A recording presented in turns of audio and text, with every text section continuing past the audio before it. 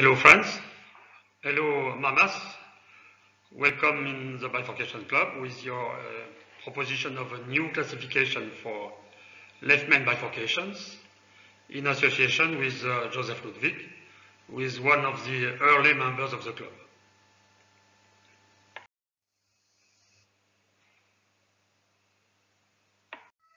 Many classifications of bifurcation lesions have been proposed in the past.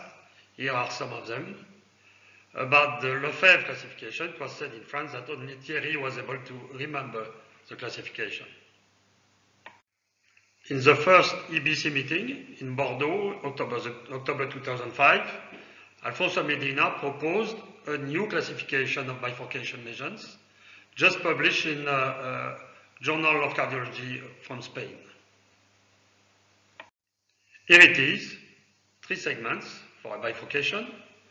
When it's 1, it's more than 50% stenosis, 0, less than 50% stenosis, and you have 7 situations described.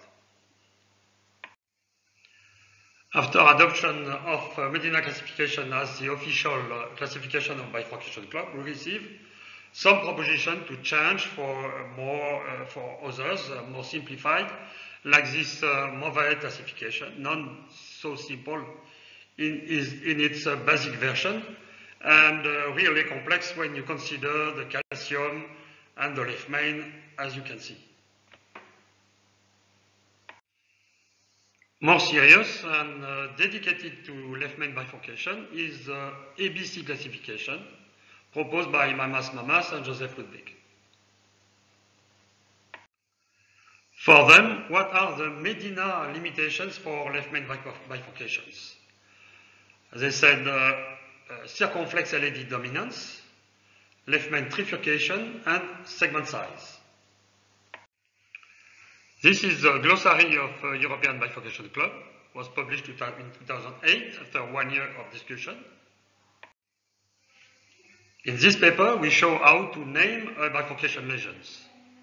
You can see at the top left that we call it CX1, MG1, CX2, and this is a 100 lesion. You can do that for distal lesions, and you can do that also for trifurcation. Left main, LAD1, ramus, CX1, 1, 1, 0, 1 lesions, perfectly defined. So you can choose the anatomical circumflex dominance or its diameter to define it as a main distal vessel, or you can take into account a previous MRI in the territory of LAD, and we just have to name your bifurcation to do it. What about segment sizes? You know that the sizes are following the Morez law. You know also that the diameter of vessels are depending on the status of the patient, and segment diameters are continuous variables. So the choices you are doing are arbitrary. I suppose you were influenced by technical aspects, like in this maximum expansion stent chart by Fouin. What is our Medina classification? First, it's simple. It's easy to remember. It's a research classification, not yet a recipe book. Can be used for inclusion in randomized trial. It's incomplete, like the EBC classification, but it can be filled and completed using classification from QCA, IVUS, OCT, FFR, and so on. So, if you ask an old international cardiologist with a limited memory, which classification he preferred, I would say Medina classification, of course. Thank you.